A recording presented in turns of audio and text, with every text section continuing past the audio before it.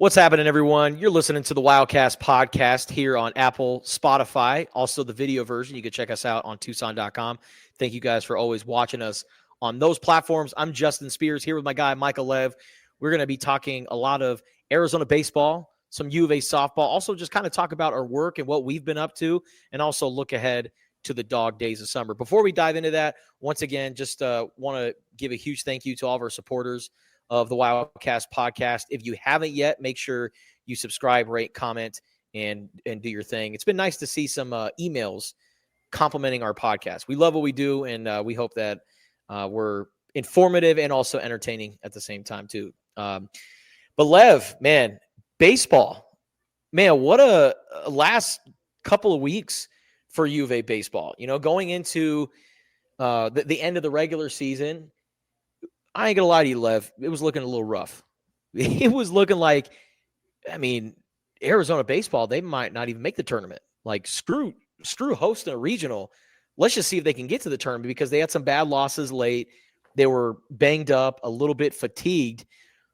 And then they came to life in the Big 12 baseball tournament, especially pitching. They only allowed 3 runs total in the Big 12 baseball tournament, and they went on to win in its first season in the conference. They win the Big 12. So definitely an impressive performance by the Arizona baseball team. That is now the third Big 12 championship for U of A athletics this year. So I would say a pretty successful year for the Wildcats. And that doesn't include, teams like men's basketball that also went to the Big 12 title game as well. So I think it was a pretty good showing for Arizona in its first year in the Big 12. But my goodness, that Big 12 baseball tournament, when I saw that team play, especially when they whacked West Virginia 12-1, I'm like, this is a team that might actually be destined to go far in the postseason. They not only won the Big 12, but like I said, 3 runs allowed over the entire weekend. Mason White continues to climb the ladder of all-time home runs by an Arizona Wildcat. He's only 10 away from catching Shelly Duncan. The pitching stepped up. Tony Pluta is one of the top closers in not only the Big 12, but all of college baseball. And, Lev, I got to be honest with you, man, I'm believing in these playoff bananas. I know we're going to get into more of like the regional and kind of what's ahead for Arizona as they get ready to go to the Eugene regional, where they'll maybe play the Oregon Ducks. They definitely have Cal Poly on Friday. But, Lev, you've been covering this season since day one. How would you describe what you saw last weekend in Arlington? I would say that they went up the roller coaster, right? After going down the roller coaster at the end of the regular season. It's been weird. Like, I thought all along from the very beginning, like, this is an Omaha type team. Kept kind of waiting for them to turn it on. They had some injuries. Brendan Summerhill being the most notable among them. He missed more than 20 games. This is, one of the best players in the conference, a first-round pick in July. You can book it. And they kind of survived that. And they kind of got other guys back. And you're like, okay, it's time. Let's go on the run here. And then they lose the first 2 games against Utah at home. Like, Utah was the worst team in the league this year. And that just absolutely tanked their RPI. It pretty much deprived them of any hope of being a host. And you're like, man, like, this is not good. They win the last game of that series. So, okay, they salvage 1. Then they go to Houston, which is a bottom half of the league team. And they lose the first game there and they get blown out. It's just like, what is going on here? I remember Garen Caulfield actually had a quote earlier in the season, not that long ago, where he's like, sometimes we think we've got it all figured out. And then there's some games where we're just like, what the hell is going on? And that sounds like my golf game. Yeah, right. That's a lot of people.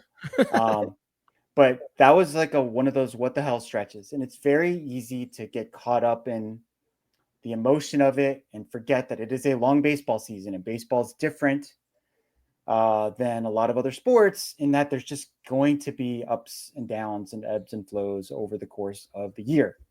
So something happened in game 2 against Houston. They flipped a switch. They won that game. They won the next game. They haven't lost since. They're taking a 5-game winning streak now into the NCAA regionals, and they're playing with a lot more confidence. But you mentioned it, like, the biggest change really is that the pitching staff figured something out. I don't know what exactly it was. I don't know what conversations were had or what research was done down in Houston, but totally different looking pitching staff since starting basically with the last game against Houston. 4 games in a row with 1 run allowed in each game, like almost unheard of in the history of the program. Yep. And a big contributor on the pitching side of things was Owen Kremkowski. And a huge shout out to my guy, Brody Dryden, who pointed this out. When Arizona started the season, again, at Globe Life Field in Arlington, Texas, I think they played against Clemson. They lost 16-5. Owen Kremkowski gave up 7 runs in less than an inning of work. And then when he came back, 6 innings pitched, 4 hits, no runs, 8 strikeouts. So he returned to the scene of the crime where he got rocked, and it was a night and day difference. And it's not just Owen Kremkowski, but I mean, a lot of these other players, even like younger guys, like how old is Smith Bailey? Freshman, true freshman. So like a lot of these guys, they're young. And I think that, they had to kind of take their licks and really, I guess, get hardened over the season and become experienced veterans. And I think now that they've gotten this experience and they've kind of seen a little bit of everything, I think this team is equipped to, go deep in the postseason. But yeah, Owen Kremkowski to me was one of my favorite storylines of the weekend. It's been interesting to watch how the starting rotation has evolved over the course of the season. It started out with Colin McKinney being the number 1, Owen Kremkowski number 2, Smith Bailey number 3. Then toward the back half of the regular season, they decided to move Owen up to number 1, Colin back to number 2. There were 2 things behind that. One, Colin was struggling, especially with his control, and Owen was doing really well. Okay, so you make that move, right? And then Colin McKinney had another bad start, so they made another change, and they put Raul Garezar in the number 2 spot. So Rio Rico, baby. Yeah, Raul is another local kid. Yeah, he's from Rio Rico. So we've got Walden Grove and Rio Rico represented here in the starting 3. And he had a really good outing too. Like he pitched 6 scoreless innings himself. And Smith Bailey, who I thought was really kind of fading down the stretch, really showed a lot of poise and resolve. He gave up a home run to the first batter he faced in the Houston finale. Didn't give up another run the rest of the way. Gave up a run in the championship game of the Big 12 tournament against TCU in the first inning. Didn't give up another run the rest of the way. So those are really encouraging signs. And, of course, we're focused solely on what's to come here this weekend in Eugene, but they have the makings of a really good starting rotation next year with Owen Kremkowski going to his junior year, Smith Bailey going into his sophomore year, and then Mason Russell, who was the highest rated recruit of the bunch, even higher than Smith Bailey, decided to say no to MLB, came here, super talented lefty, really just kind of finding his way, didn't carve out a role. But if he makes a leap, and this is someone who was people were talking about being a top 100 prospect in last year's draft. So Kremkowski, Smith Bailey, and Mason Russell, and they could get someone like Raul Garezar back next year because of that junior college. Oh, that's right. Rule change. They found out that he and Matthew Martinez, another pitcher, as well as infielder Richie Morales, conceivably could come back next year if they wanted to. Raul might be putting himself in a position to be drafted. He actually throws in the mid-90s, and he's big. So that combination, probably will lead him to being drafted, especially if he continues to pitch well here. But certainly has been really interesting to watch how starting rotations change. They just do. Like you think you know who your 3 guys are going to be, and then by the end of the season, it's usually a different combination. You ever hear names and you're just like, man, I wonder, like, if they weren't playing baseball, what would this person do?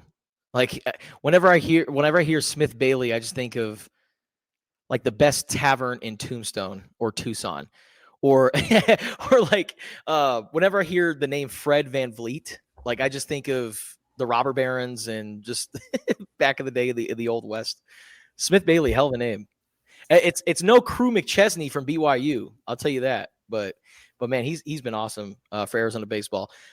Speaking of local kids, Lev, I wanted to get your take on this. I mentioned Mason White climbing that home run ladder, and to me, what's so awesome about what he's been able to do is he's climbing up the home run ladder as kind of a little guy.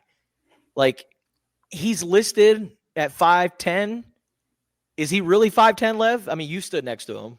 Is he really 5'10", or is that? I would say I would say he's probably 5'9". I would say he's taller than Noah Fifita. Okay.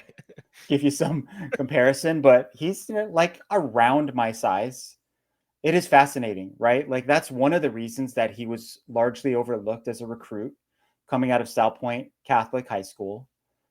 He also, his senior year was maybe his junior year. Got that right? Yeah. His junior year was the COVID year. Okay. And that's like a big year for prospects, right? To see and be seen. So he didn't really have the offers that he wanted. He really wanted to play in the Pac-12. But Dave Lawn, former, Arizona pitching coach who was retained by Chip Hale during the transition in 2021, he knew about Mason White. He's like, hey, Chip, let's go see this guy. And they went over to South Point and watched him work out for about 5 minutes. That's all it took for Chip to offer him a scholarship. Yeah, it is a contract. A scholarship, I should say. And the rest is history, right? He's the number 2 all-time home run hitter in Arizona history, behind Shelly Duncan, which is crazy. Like, again, if you saw him, you're like, this dude's like 5'9", 170. How is he doing this? He might weigh more than that. Well, that's what I'm saying. It kind of reminds me a little bit of like what we're seeing this year in Major League Baseball, where, and I don't know where the number's at right now, but going into this past weekend, you know who was neck and neck in the home run race? Aaron Judge and Corbin Carroll. Yep. Aaron Judge is 6'7", 6'8", 280 pounds. Corbin Carroll is 5'10", 160 pounds. Like, we're talking about a 9-inch difference in height, about 100 pounds in weight, but yet the stats are still the same. And you can make the case that Corbin Carroll is more impressive because he doesn't play at Yankee Stadium. And when I look at Mason White, I'm like, he kind of has this like Corbin Carroll, like little guy, but man, there's a lot of punch in that swing. Yeah. I mean, he generates a lot of power with his hips. I've always been taught and told that that's where the power comes from. It's that kind of that back hip. He obviously has a lot of bat speed as well, which was the trademark of one of the guys he idolized at Arizona, JJ Matijevic, who preceded him as an infielder, wore number 24, left-handed swing, high leg kick. Mason has a very lofty launch angle too. Like, that is an uppercut swing. And he's not going to be for everyone when it comes to Major League Baseball, because there is a lot of swing and miss there. Joey Gallo. Yeah, maybe. I mean, there's a lot of like three true outcomes with Mason, like walk or home run or strikeout. But what's really been the key to his success down the stretch is he has dialed it down a little bit. He didn't strike out the entire Big 12 tournament, which might be a crazier stat than Arizona allowing only 3 runs.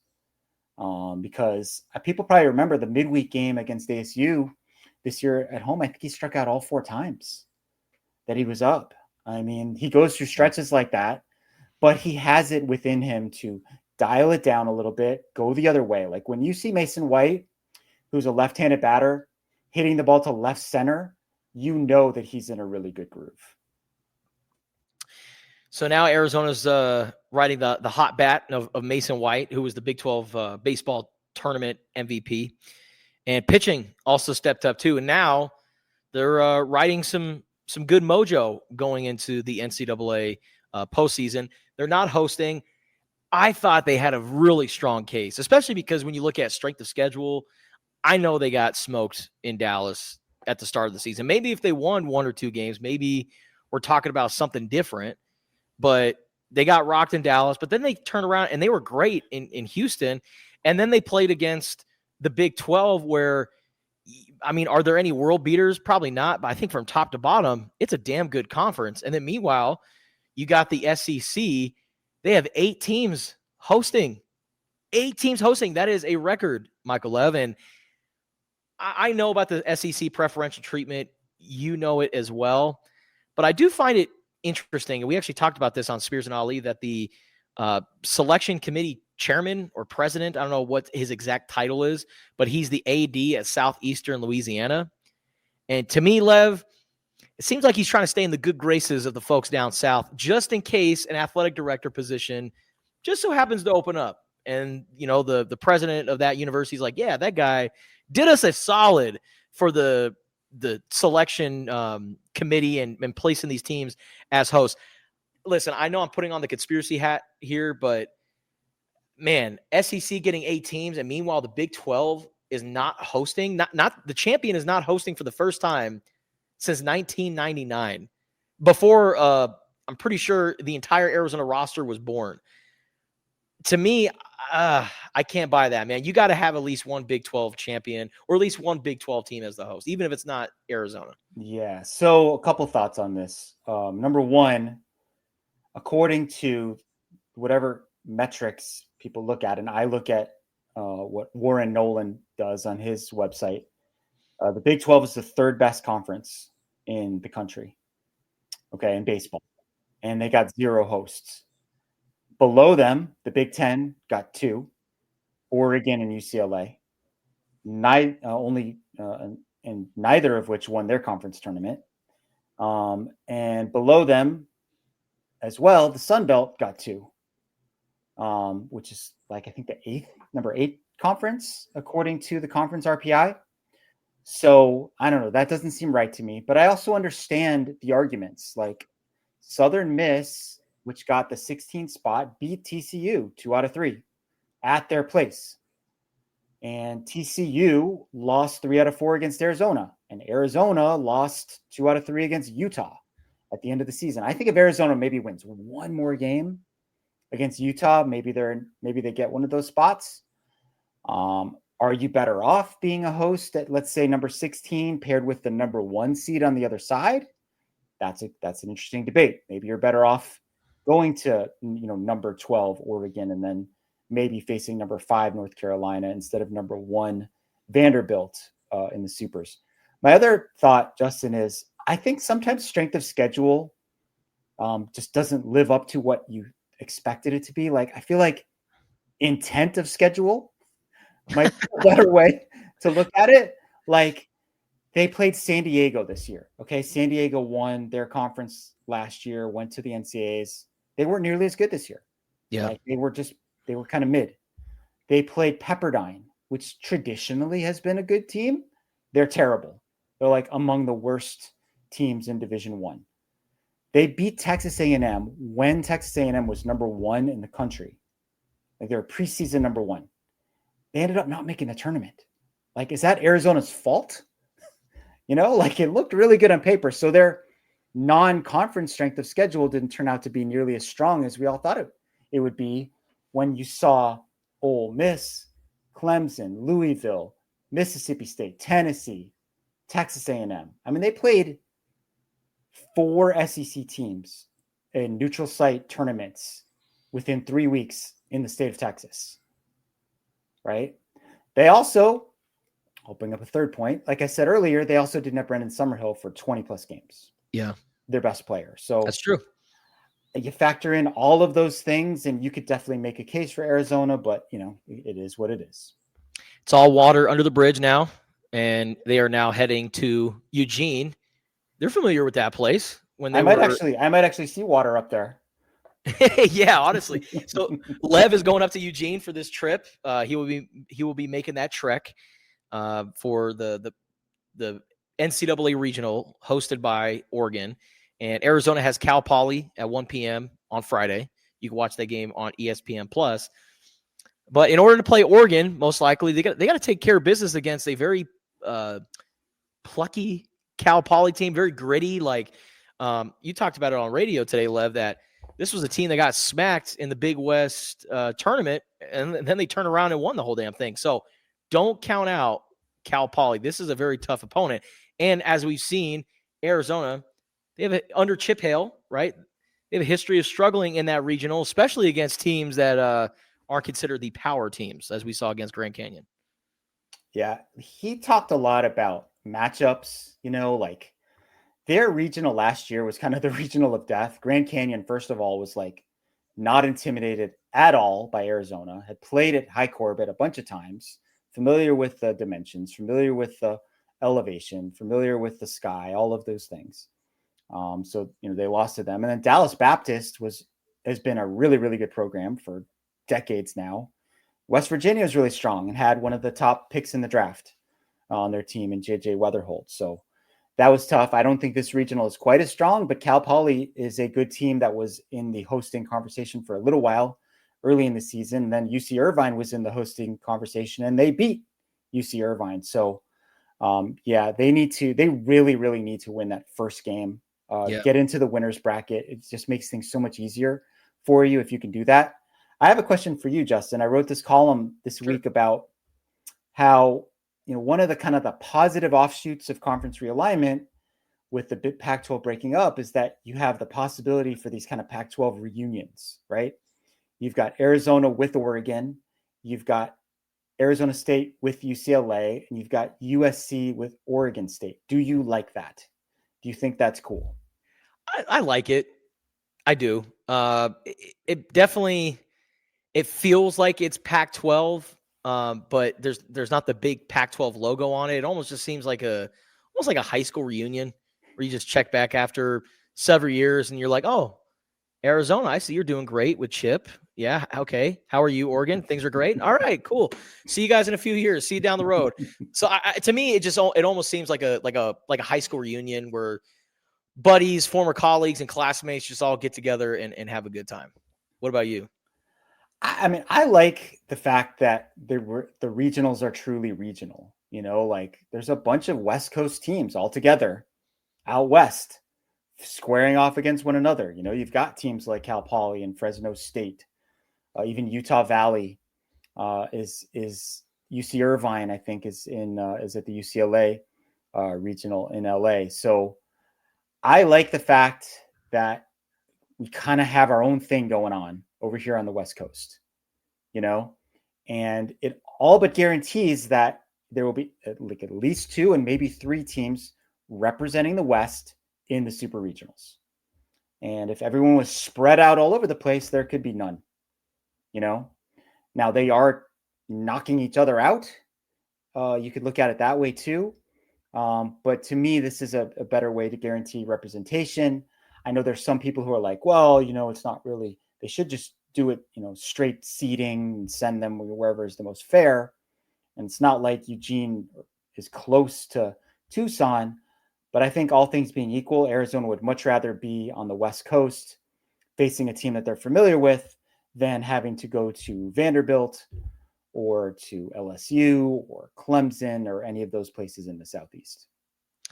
Is it a PK Park? Is that what it's called? Correct. Have you ever been to PK Park? No, I have. I've really covered very little baseball on the road aside from the NCAA tournament.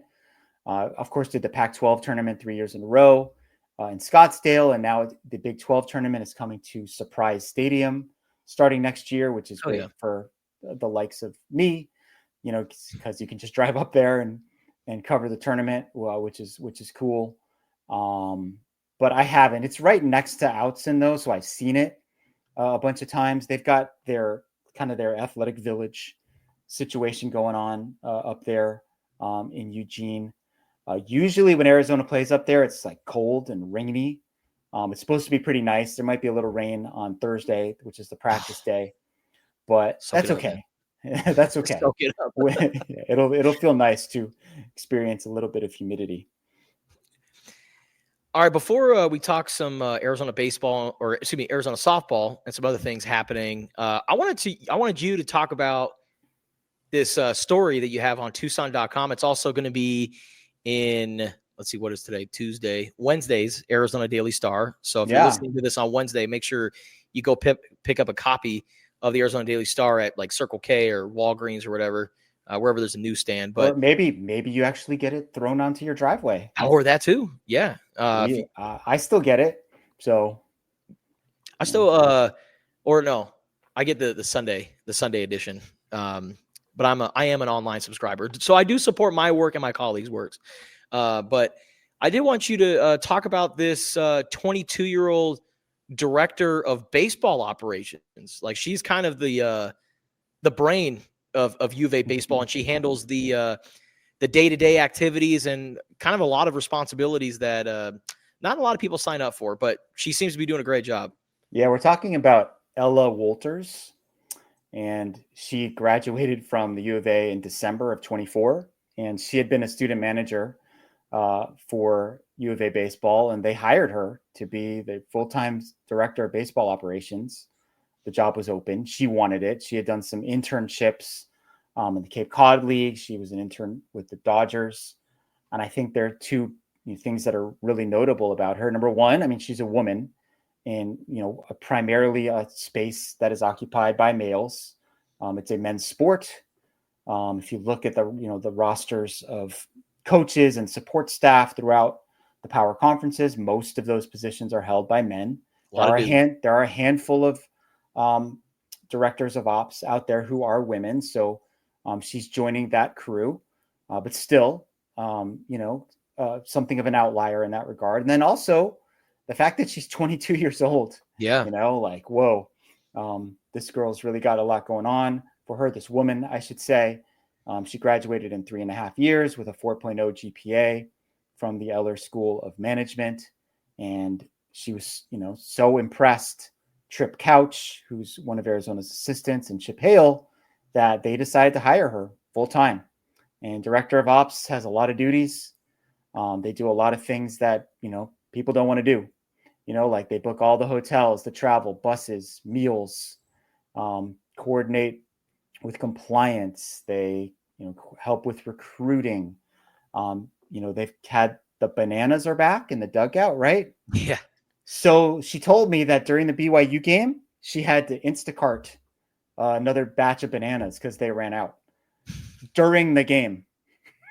So she put an Instacart order in during the BYU game to get more bananas and had them delivered to Globe Life Field in Arlington. So you just never know what your duties will be when you're a director of baseball operations. That poor Instacart driver was like, man, I'm delivering bananas to the Texas Rangers. This is so cool. And I was like, oh, wait, the University of Arizona wants all these bananas for what? So, Lev, you've written about this. Chip couldn't tell me. I asked him, like, what's the story behind the playoff bananas? And he's like, oh, it's just an inside joke with the guys. I didn't really ask him about it. That's just kind of their own thing. And they just tape a bunch of bananas to their heads. And yeah, it's something they started last year just to, it's like I said, it's a long baseball season. Like sometimes you need to artificially manufacture energy.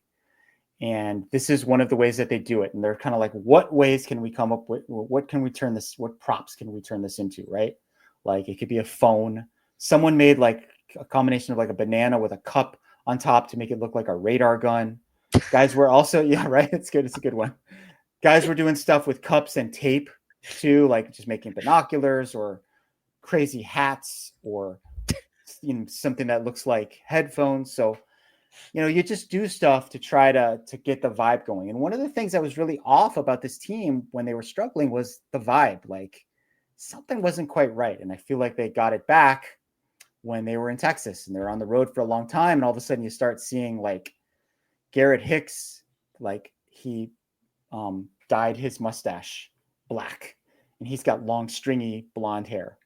And Tommy Splain did the Joe Burrow, like he's got short cropped bleach blonde hair now. Kevin Vance, the pitching coach, has a Fu Manchu mustache going. So yeah, you come up with whatever you can to just try to keep the positive vibes going, create some energy in the dugout in the clubhouse. Baseball players, man. Right. Baseball players. But Ella Walters, she's doing amazing. I'm really interested in reading this story. So if you haven't yet, Make sure to go pick up a copy of Wednesday's Arizona Daily Star or check it out on Tucson.com. Lev has also tweeted about it as well at Michael J. Lev. All right, now let's move on to Arizona softball. The season came to an end in the regional. I was a little surprised by that, but Ole Miss, here we are talking about the SEC, and damn those guys for always getting the preferential treatment. Well, they didn't get the preferential treatment for the Tucson regional, and they sent out a team from the SEC to play against the Wildcats. And Ole Miss, despite not really being ranked, they had a strong RPI, and they came in and showed that they're a pretty damn good team, and they beat Arizona. Kind of a disappointing ending to the season because, I mean, it was the most wins for Arizona since 2019, which was before Caitlin Lowe had even been hired. And Caitlin Lowe, I mean, she's done a very solid job at Arizona, and she's, done a great job of developing players, and, she's had success. But man, that was a stinker, losing to Ole Miss like that. And it just felt like it was the ultimate just letdown because Devin Netz was the Big 12 player of the year. And I mean, she pitched a perfect game and also hit a home run in the same contest, the only Wildcat to do that. She is one of 8 players to be named Conference Player of the Year. And Devin Netz was like this Shohei Ohtani of college softball and had this great season. And they had other great players too, like Miranda Stoddard as the number 2 pitcher, I thought was great. Of course, you had Dakota Kennedy out there in left field. Like, they had so many weapons on their team. For them to lose like that, that was kind of disappointing because you could lose in the Super Regional on the road when you're not at Rita Hillenbrand. But when you're at Rita, you got to take care of business at home. Well, okay. First of all, I agree with you that it is pretty disappointing, right? Second of all, I would say that Ole Miss is a good team. Ole Miss is playing in the College World Series, I think, for the first time in school history. So they were no slouch. They were good. They added a bunch of really good transfers. As Justin, you've come into the light here. Good to see you. Lev was the good co-host and didn't expose me on the podcast. And he texted me. He was like, "Hey, man, it's kind of getting dark in there. All he sees is a floating head." I was like, "Yeah." We're recording this at sunset on Tuesday, so that was kind of bound to happen. So, when I wrote after the fact was, maybe this is not an indictment of Arizona softball, but rather just an illustration of how the sport has evolved since the heyday of Mike Candrea, Jenny Finch, all the great Arizona softball teams of yore, right? Like, the sport has blown up in a major, major way. There is talent all over the country now. These SEC teams are recruiting kids from California, getting them to play over there. Whereas before it was like you either went to Arizona or UCLA if you were from, this side of the country. The SEC has just kind of become a dominant force, even more so now that Oklahoma has joined that league, and Oklahoma's won 4 straight, College World Series championships. So it's tough. Like, I think if people are under the impression that Arizona should be going to the World Series every year or every other year because that's what they've always done, that their expectations are probably skewed. Need a right? Like, I just don't think that that's the reality anymore. Now, all that being said, you expect if you're hosting that you're going to win, right? And I'm sure Devin Netz would be the first person to tell you that she didn't pitch as well as she would have wanted to, right? And their defense let them down a little bit, which is really unusual for a Caitlin Lowe coach team. They were playing from behind a lot against Ole Miss, kind of like constantly felt like they had to struggle to catch up. And that can really wear on you, sort of similar to football, basketball. Like, you just expend so much energy sometimes trying to rally that you could tap out at the end. They hit a lot of balls hard in that last game that just went right at people. Yeah. And they ended up losing. And it was only the second time ever that they have lost a regional at home. It was the first time that they've lost it in the current format where there's only 4 teams in your regional. So almost unprecedented Yeah. for this to happen. I don't think it's like should really set off alarms necessarily. But it is an interesting time for Arizona softball. And it's especially interesting when you look at what's gone on in the portal since then, right? Yeah, lots of players have gone into the portal, including Aisa Silva, who was a great pitcher in 2024 for Arizona. She was solid. She led college softball in appearances. And when Devin Netz came back and really came back as that dominant ace pitcher, then you had Miranda Stoddard as well. I mean, it looked like Arizona had a nice 1-2-3 punch, but Aisa Silva just kind of went MIA as far as the starters. Now she wasn't just a starter. She also came in, was a relief pitcher, and we saw, a handful of appearances over the season. But man, her appearances, her production took a massive drop from last year to this year. And I don't know what her reasoning is, why she went into the portal, and now she's going to ASU. She's transferring to the Sun Devils and the team up north, as Arizona fans call it. But I don't know what her reasoning is. Maybe you could say that she was a little unhappy with her playing time. I don't know. I really don't know where her mind was at. But, like you said, Lev, it's an interesting time in college softball. And when I see so many players, because it's not just Aisa Silva, there's a handful of players that have entered the portal from Arizona. And, some of these players, were highly touted recruits, that still kind of have a reputation around their name for, from the grassroots level, right? So maybe they want to just test the market, right? I mean, you got a team like Texas Tech throwing Nigel Kennedy over $1 million. Now, of course, Nigel Kennedy is the best player in college softball right now. But if you have a program that's throwing $1 million for a pitcher, if you're a player from Southern California, or if you're not from Tucson, if you're from elsewhere, I don't blame you for putting out some feelers and seeing what team is going to give you X amount of dollars. Now, for some of these players, they didn't really play much. So, and maybe they got a message from Arizona that, hey, we are losing Devin Netz. We're losing Miranda Stoddard. Obviously, Aisa is entering the portal. We got to load up. And maybe that's why players like Ryan Maddox decided to enter the portal when they are facing potentially starting at the University of Arizona. So I'm not ready to push the panic button for Caitlin Lowe as far as personnel goes, especially in the circle for next season. But it's certainly definitely a big concern, especially Aisa Silva, because, she graduated from Mountain View.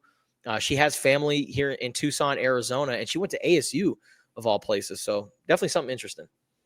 So they have one pitcher left on the roster, Sarah Wright, who barely played as a freshman. I have no idea what her upside is, what her potential is. They have one pitcher in their recruiting class, their signing class from November, Riley Holder. So if you're just doing the math here and how they've done pitching the last couple of years with Christian Conrad as their pitching coach, they've used 6 to 8 pitchers, right, over the course of the season, mixing and matching, more of a baseball style bullpen type of usage.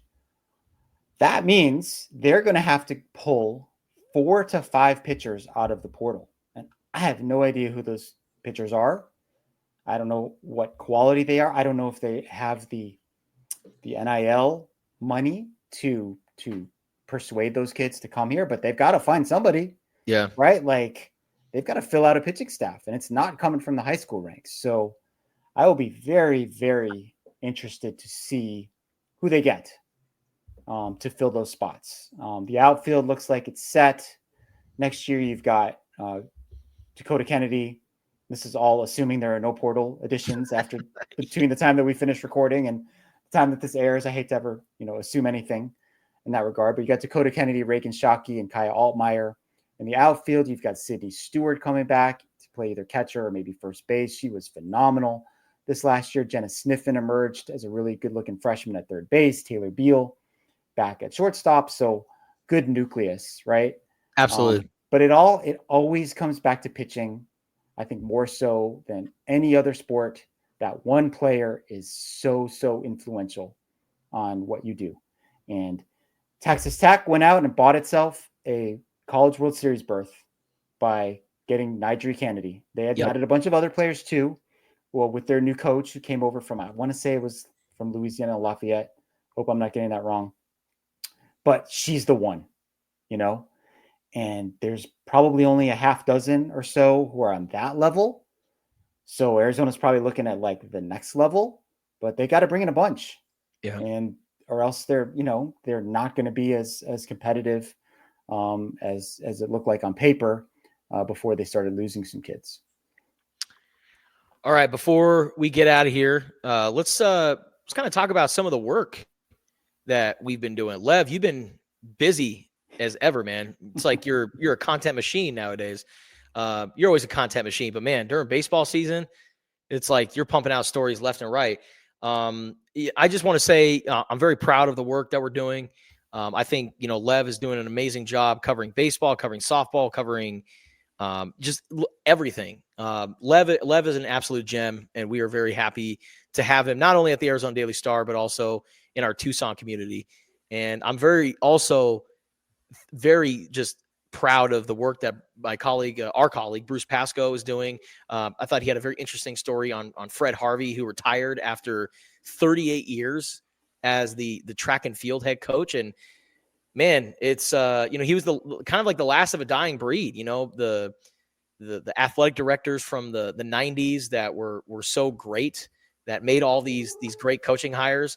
Fred Harvey was one of those great hires. And he's been here for, like I said, essentially 4 decades. And now that he is no longer the coach of Arizona track and field, now the longest tenured U of A coach is Jim Anderson, who was hired in 2012. How long Jim Anderson is going to be coaching at Arizona, not sure, even though U of A men's golf is pretty solid and they're doing some good things under Jimbo. But like, man, I had a feeling, I'm like, is this, Fred Harvey retiring? Are we at a point right now where this is going to be the last collegiate coach to be at one stop for 4 decades, right? Like, because it seems like college athletics is constantly evolving, and those days of having coaches for longer than 10 years, it seems like those are coming to an end. I feel like you see it more in the Olympic sports than you do the high level sports, where there's just so much pressure and scrutiny to win or else. But I also wonder sometimes if, college coaches, and no matter what sport, are just going to get frustrated because of the portal, because of NIL, because of the way things have changed, and sort of be like, this isn't what I signed up for. Like, I came to develop young people and help them mature and grow. And now it's all about the Benjamins. Right. So, I don't really think that had much to do with Fred Harvey bowing out. I mean, he's just been doing this for a very long time, and it was probably just time for him to step back a little bit and not do as much as he was. But yeah, it's a good point. There's so much turnover in the college sports world. You look at the support staffs, the assistant coaches, and it's just a constant churn. That's why, with a lot of contracts being up, including Chip Hale, including Caitlin Lowe, I'm an advocate for continuity. Like, if the culture is good, extend the coach, keep it rolling. Even if maybe the top end expectations haven't been met, these are good, strong, solid programs that are winning consistently. These are Arizona alums who love being here. Keep that rolling. Absolutely. And also a huge shout out to Elvia Verdugo, who's our community sports editor. She was hired less than a year ago, and she's already done a lot in less than a year. She's really shouldered the responsibilities of telling the local stories and telling the stories of high school student athletes. And Lev, I grew up in Tucson, and I remember growing up and reading the Star and seeing these feature stories on these high school student athletes. And it had these great photos and the artwork that went along with it. And, you could go to a team's facility or go somewhere like a weight room, and you could see that story framed and hanging up on a wall. A lot of these kids hold on to these stories for the rest of their lives. And that's something that I've relayed to Elvia. It's like, not only are you doing great work and telling great stories, but you're creating like lifetime mementos, not only for these kids, but their families, their coaches, their friends. And to see the work that she's done telling the stories of the non-U of A sports that's happening here in Tucson, Arizona, it's been really awesome. And I like the team that we have. I think we have a really good mix. And, you know, we're 4 mighty strong, along with our editor, Alexis Wiekachea. But I'm very proud of the things that we've been able to do. Am I allowed to swear on the podcast? Sure, absolutely. Okay, well, I'll just say that Elvia has done a shitload of stories on high school athletes since she was hired. And I am very glad that we are emphasizing that. We get a lot of flack from readers about the things that we don't have in our sports section. A lot of it is national news. With all due respect to all of our readers, and I don't want to lose anybody. I love you all. Thank you for your patronage over the years. If that's what you're looking for, you can find that stuff elsewhere. We all have phones. We all have the internet. The national stories are being covered. Our duty, in my opinion, should be to be as hyper local as possible. Yep. That means being all over the U of A and being all over the high school scene if we have the resources to do so. And I think we've obviously stepped up in a big way in that regard, with Elvia being our community sports reporter. You and I have also jumped in there every once in a while to do some of those high school athlete of the week stories. She put them all together into one document. I think linked to all of them in one place for the spring. So you can go and check that out and read all of those good stories. I personally love writing about high school kids because sometimes it's the first time that story has ever been told. Yep. You know, like when I used to cover the NFL, it's hard because everything's already been written, right? So you just had to like come up with new ways to reinvent things. Even with college, like football and basketball, like they get written about so much as recruits. Like you have to sometimes come up with a new angle. With the high school athletes, like I've done a couple things on like pitchers who were sophomores in softball. First time they've ever been written about. Yeah. Maybe the first time they've ever been interviewed, you know? Yep. So I think that's really cool. And I would be remiss if I did not mention my co-host, Justin Spears, the hardest working man in showbiz here in our city of Tucson, who hosts a morning radio show, covers the football beat, steps in at any given moment to write whatever is needed for our place. We would not be who we are without Justin. So kudos to you too, sir. Thanks, brother. I appreciate that. And now we're moving on to bigger and better things. All right. We still got to look over kind of this last year in Arizona athletics. We're going to do kind of like an awards at some point whenever the baseball season comes to an end. Cause you know, we don't want to do this. Then all of a sudden Arizona baseball ends up winning the Natty. Yeah, so can we tease our summer project? Yeah, totally. Okay. So we are going to do quarter century teams for the Big Five sports at the U of A and the same sports for high school. In other words, this is the quarter century U of A football team, position by position, right? We're going to do the same thing for men's basketball, women's basketball, baseball, and softball. We're also going to do it for Tucson high schools. We're going to roll those out over the course of the summer. I'm sure it will kick off a lot of arguments. I started to do a little bit of research on U of A baseball, and I'm like, oh my God, this is going to be so hard to narrow it down. I think I'm going to have to just kind of make up the rules as I go along here and not limit it to a starting lineup. I think I'm going to put a whole like 25-man roster together so I can get more players in there. But it'll be, again, really cool. We'll have a ton of photos. And, you know, I'm sure people will be excited to see what we came up with here in the summer when things slow down for us. There's no live sports to cover because it's college, it's high school, kids are off. But it was the right time. It's 2025. Yeah. Let's see what those quarter century teams look like. And I know you've already started working on the football one, Justin. Yes. I've been getting started with football. It's been, man, defensive backs kind of challenging because like there have been some a lot of good ones. Some good, really good ones. Yeah. And then you're like, man, but I don't want to leave this guy out because he had one of the biggest plays in Arizona football history. Yeah, that's that whole thing where it's like, how much value do you put in one season versus multiple seasons, or one like huge moment? Like Gunnar Maldonado's interception in the Alamo Bowl. Like, is that enough to put him on the team? Is it not? Like, what do you do with Khalil Tate, my guy? Like, who's that? I mean, he's probably up there in the record books in a lot of stats, but people will probably view his career as disappointing. So when those start going up, we will come back on the podcast and we will discuss, debate, do all that. I can't wait, man. Can't wait. So yeah, we got lots of irons in the fire this upcoming summer, and Lev, he's got lots to work on this week as he gets ready for the Eugene Regional, heading up to the Pacific Northwest. Yeah, it might be, one and done at Eugene, or it might be off to the Super Regionals after that, or who knows? Could go to Omaha. That's why they play the games, Justin. That's why they do it. All right, huge shout out to Bruce Pasco, Elvia Verdugo, Alexis Wicachea, and my guy Michael Lev, and the entire Arizona Daily Star team. And thank you guys for watching the video version of this podcast on Tucson.com, and also listening to us on Apple and Spotify. And if you haven't yet, make sure you subscribe, rate, comment, do your thing there.